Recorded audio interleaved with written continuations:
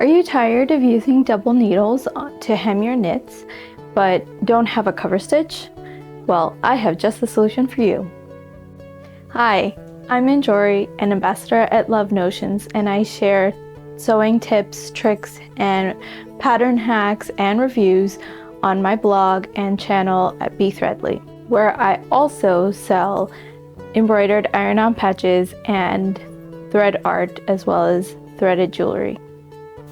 So before we get started on learning how to hem knits differently, we're going to talk about today's Love Notions Feature Friday pattern. And that is the Arlington Sweater and Dress. And today it is $5 only. It's a great deal. I have affiliate links in the description.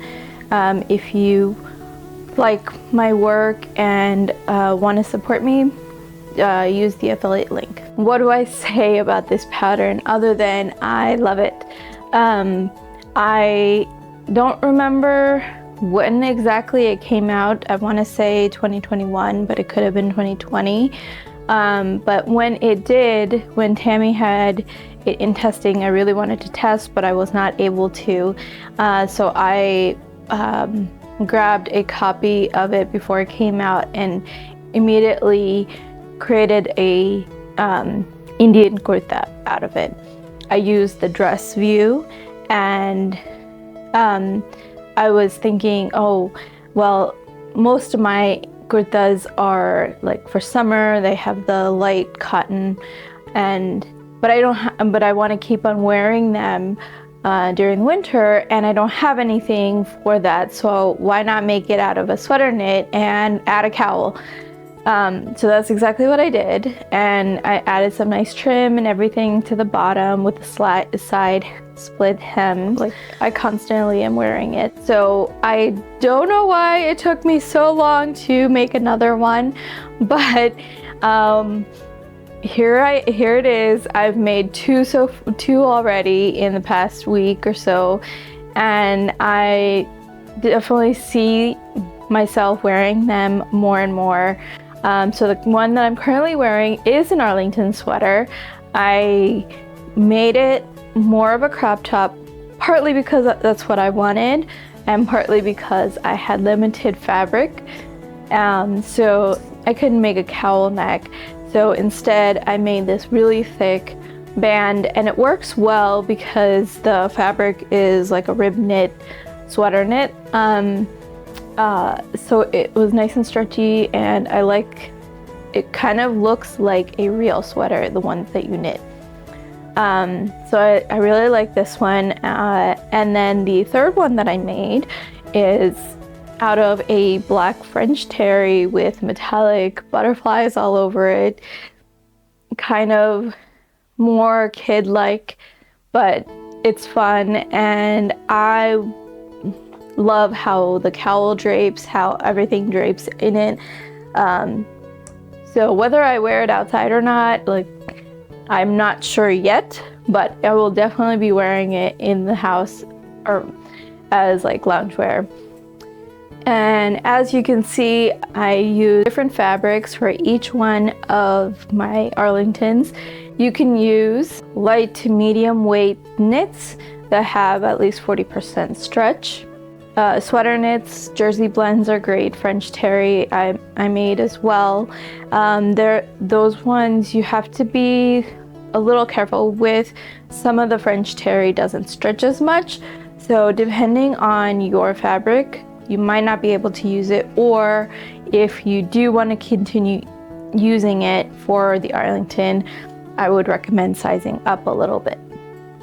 One thing to note, if you're making the mock neck view, you want to use something stable, or at least the neck portion, the one that's supposed to stay right here, you want it to be stable enough so that when you're wearing it, it's not like flopping down. So be wary of that. Like, I would say a really thin sweater knit is not going to hold up well in that scenario, but it would work very nicely for a cowl. I already mentioned that you can make very different sweaters, not only with the fabric, but also all the different options that you get. You have 3 different lengths. There's a dress view that's just above the knee. There's the banded one where it's more of a sweater, and then one that's at the hip. I would say probably more like a tunic in that case. But then that can be paired with different necklines, the mock turtleneck, the turtleneck, and the cowl neck. And there are 5 different sleeve options as well.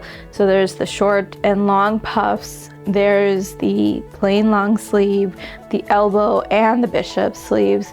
So all of them, depending on your fabric, can give you a very different look. And for $5 today, it's a really great deal. The pattern comes with the standard Love Notion sizing, extra small to 5X, and as well as the full bust option. And it's listed as for confident beginners, but I find that it comes together very quickly. So if you are hesitating, if like you just started sewing and you want to add a sweater to your wardrobe, I would say go for it. There aren't that many pieces to work with, and if you're using the necklines that come with it, then you don't have to fiddle with a neckband. That's a tricky part sometimes. But yeah, definitely go for it. And I know you want to get on with how to hem your knits without a cover stitch or a double needle. And the simple answer is using a blind hem stitch. And not only a blind hem stitch, but one that goes on the serger. So you are overlocking the edge of your fabric, the hem edge of your fabric, as well as doing a blind hem all in one step. Now I know you can do the blind hem on a regular sewing machine, and that's fine. But if you want that overlocked look at the bottom, try this blind hem on a serger. I'm gonna walk you through how to set up your hem and how to pin it and what settings I use for my serger. That can be like a starting point for you to test out out of your scraps, how to do it. And it will be a little fiddly in the beginning. If you've done a blind hem on a sewing machine and have the blind hem foot, it's very easy because you have that little metal bar that you're just going along and you don't need to line things up with. But with a regular serger, you're not going to have that option. So starting out, that lining up is a little bit fiddly, but once you get into it, it works out. So without further ado, here's how to do a blind hem with a serger. So you've got your sweater or whatever you are sewing all constructed, and everything is ready for just the hemming that is left.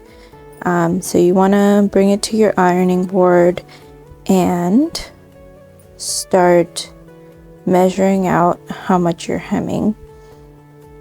So I like to use the seam gauge and use pins, and then I will go through and iron this edge right here. And these are glass head pins, so they can go under the iron. If you don't have glass head pins, I highly recommend you should get some. And then just give it a nice quick press to make that memory crease. And then I will usually transfer the pins like this.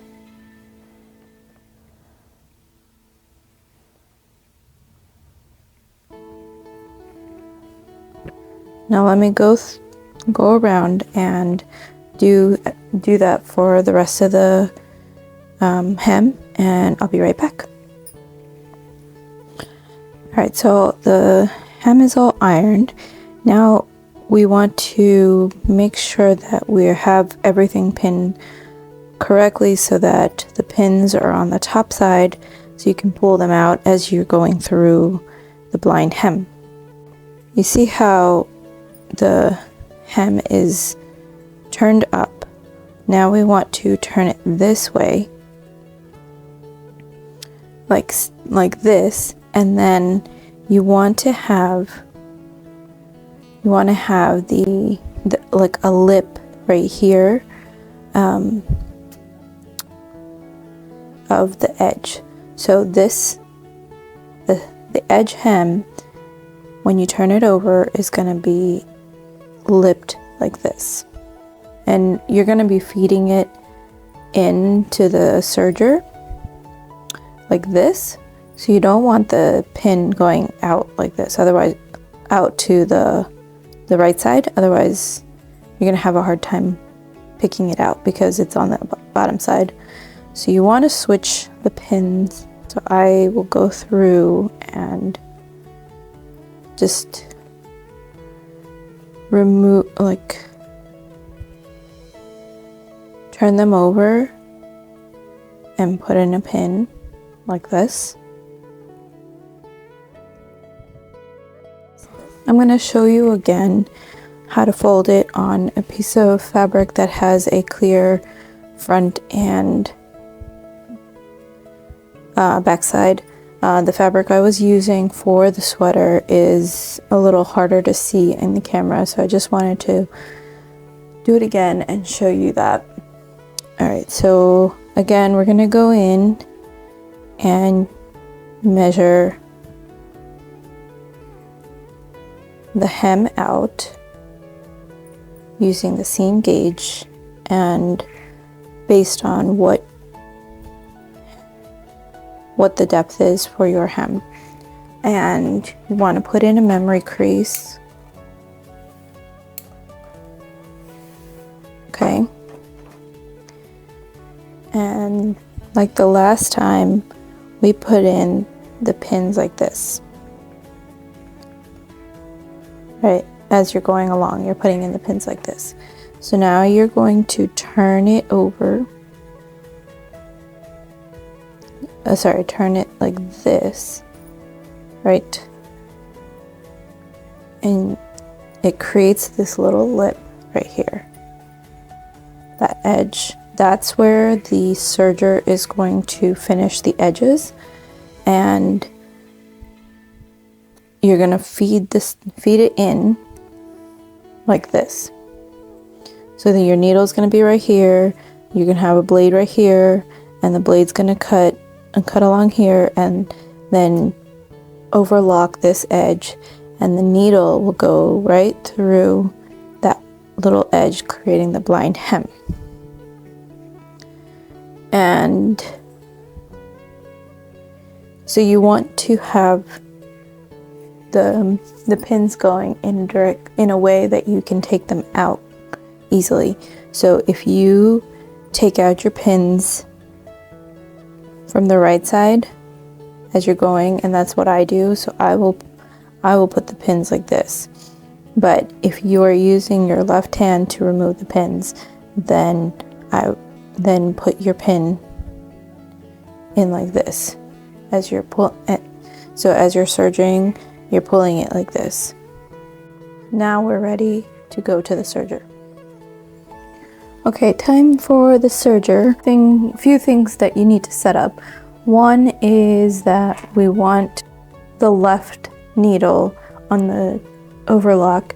So you're gonna put the thread over here. Now I chose a color that is gonna blend in with what I'm using, and you wanna choose as close to the color and a little bit darker. So if you do a little bit darker, it hides away, but if you do a brighter thread, it stands out more. Okay, so left needle, This is going to be at a 1, and this is a Juki MO 735. So if you have this machine, you can start straight away with these settings. If not, try these settings first to see how your machine works. I would do a few test runs before you do your final garment. Back to the settings here. Left needle is at 1, then we're going to have the upper looper at 6.5, and then the lower one goes all the way to 9. It sounds like they're really off on the tensions, obviously, because like for mine, the standard is in between 3 and 5. So it does sound really off, but trust me, because like you want the, so here you want to be able to flip over, right? And then the left needle is going to pull a little bit, and that these tensions allow for that.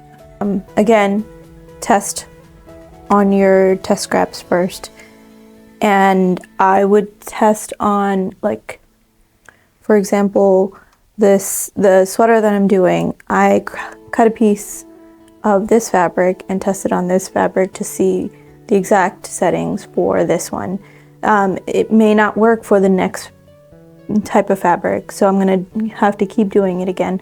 That is a little bit of annoyance in some regards, but it's easier than having to fiddle with the double needle, in my opinion. Okay. The width here, you want it to be at 4, and that's like 4 millimeters. So again, you want this lip to be 4 millimeters because it's going to be feeding in like this, and this part is going to be 4 millimeters, and then the left needle is going to go just right here at the very edge. And if you have differential, then you want that at normal, and you want the stitch length to be as high as possible. All right, so when you're feeding it in, you want this edge right here, the lip that you created, you want this edge to fall along the cutting line. So we don't want this fold to be on the cutting line, because otherwise you're going to cut off this lip. So right here, and you can see that the blade is going to cut right there. All right. And if you find that you have folded too far over, then kind of just pull it a little bit back as you're sewing. Okay.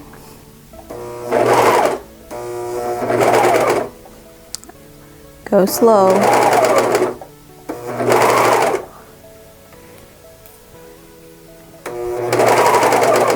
Obviously, this is contrasting thread, so you're gonna see it on the other side. So I just catch the left needle. And the way to figure out where the left needle is going to end up, most feet, presser feet, they have the little notches right here of where to line things.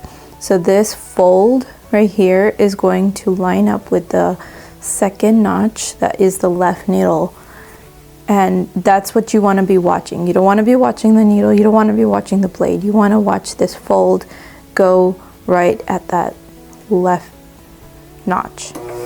Okay, so let's turn this over and see.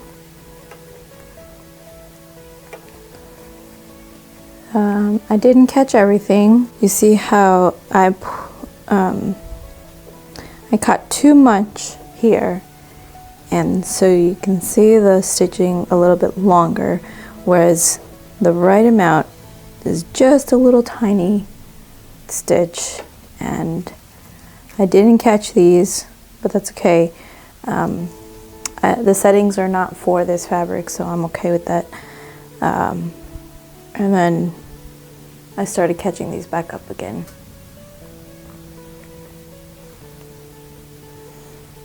So you can see the little tiny notches, and if I had something like a gray blue of this color, you could probably not see it at all. Okay, so let's go on to the main garment that we're looking at. I'm gonna feed this in. Missed a pin.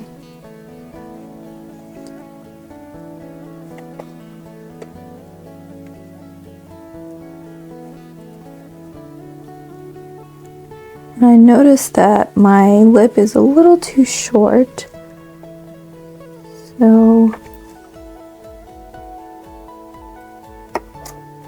just gonna adjust it for that. And here we go.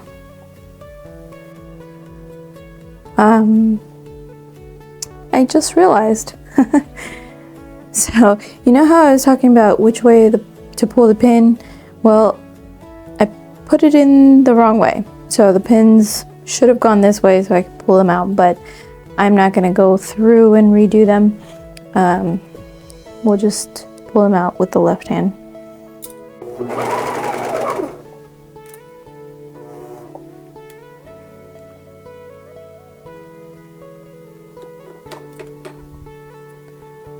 I want to check before I get too far how things are looking.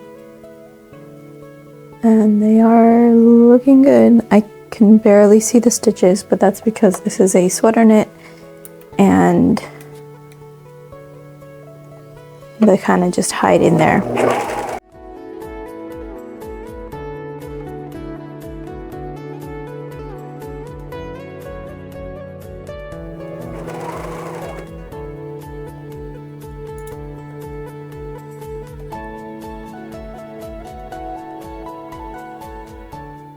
So you can see there, I cannot see any of the stitching,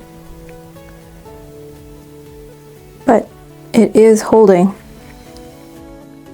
The one thing that I would recommend is to go very slowly the first time around, and as you get better at going through with the blind hem, then you can go faster, but I wouldn't go very fast like how the serger actually can go pretty fast. I would not do that because you want to be able to catch just the right amount of fabric so that it doesn't show up on the right side. Okay. Now it seems like my machine is having some trouble going over these seams. I'm gonna flip the top one this way.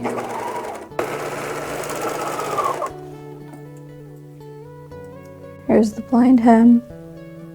Here's what it looks like inside, right? We've got the lip, and then you are going to be folding it over. So you've got this lower looper, and you're gonna maybe see the left needle here if you look really closely and focus it in. So you can see right there the left needle stitching. Okay, but if you go far away, it's barely visible. You see that? Okay, so let's take it to the iron for a good press and finish up the sleeves, and then you're done. I have my second Arlington sweater, and I have it all constructed and ready to do the blind hem. I just wanted to show you one more time how to do it on the serger. Okay, so this lip right here, sorry, not the lip, this fold right here, you want it to be lined up just on the other side of this notch at the presser foot that lines up with your left needle. And then adjust your cutting width. I know in the last time I said put it at 4, but if you have folded it a little bit smaller, then adjust the cutting width so that this edge right here of the open edge will line up with your cutting with the blade, and it still catches everything. Okay, and the settings are a little bit different. This is a French terry fabric, so I did the left needle as 1, and then the upper looper is at 6, the lower looper is at 7, and the stitch length is still 4, so you still want to keep that as far as wide as you can. That will keep the stitches as far as possible. Okay, I'm just going to move this slightly back.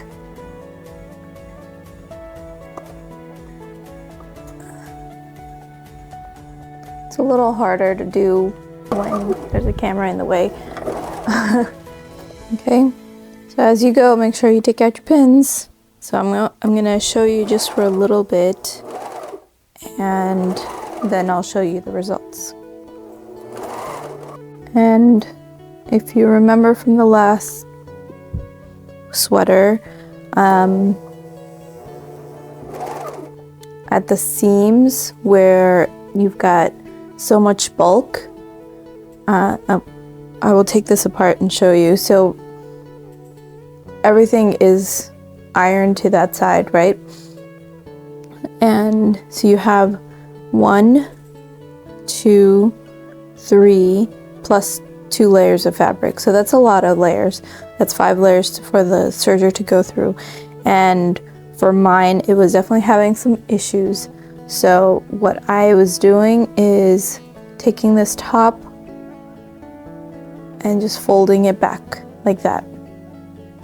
Okay, and that catches everything, and it will lay perfectly fine afterwards too. All right, so I'm gonna finish this up and I'll show you how it looks afterwards. All right, so I hemmed everything, and here's what it looks like inside. So you see that the raw edge got serged and overlocked, and then when you flip it over, if you have everything aligned correctly, you barely see the stitching. And I can bring it closer, and you see that there's like little divots. You can even see it on this one butterfly where there's 2 little spots of stitching, so 1 and 2. So when you turn it over, it's pretty good. There are some spots where it, let me just focus it back up again. Okay, so there are some spots like this where you're gonna see the lines coming through like vertically as you pull them out. My suggestion would be to not pull down, like don't stretch it out like this, just iron it flat and you'll see less of that.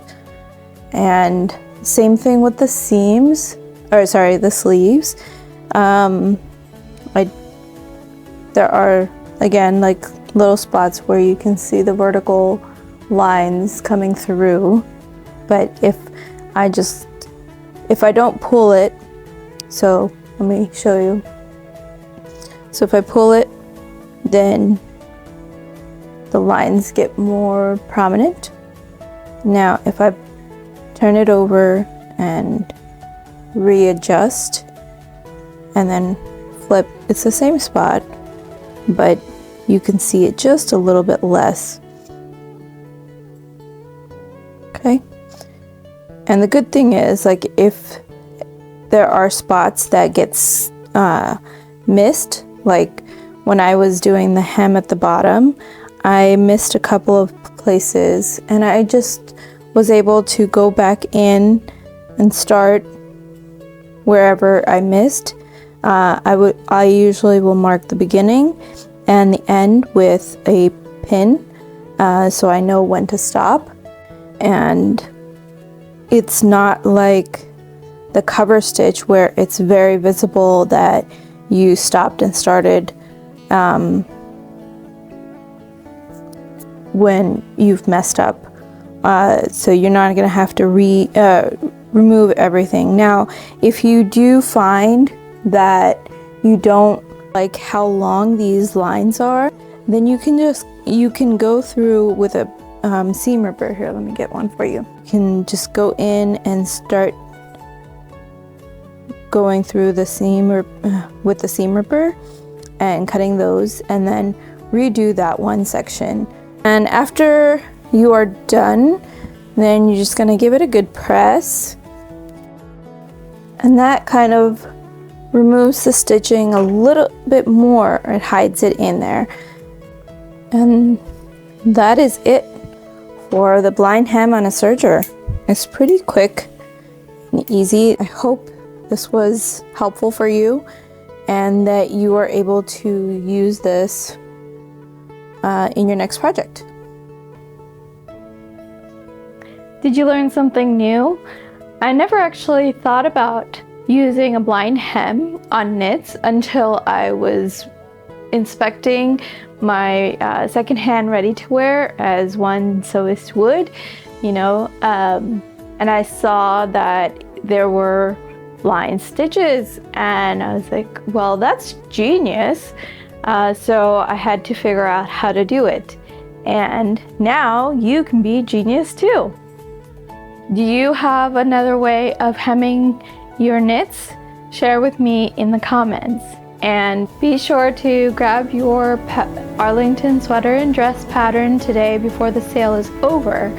And do follow or join the Love Notion support group on Facebook. And follow me on Be Threadly. Thank you for watching, and happy sewing!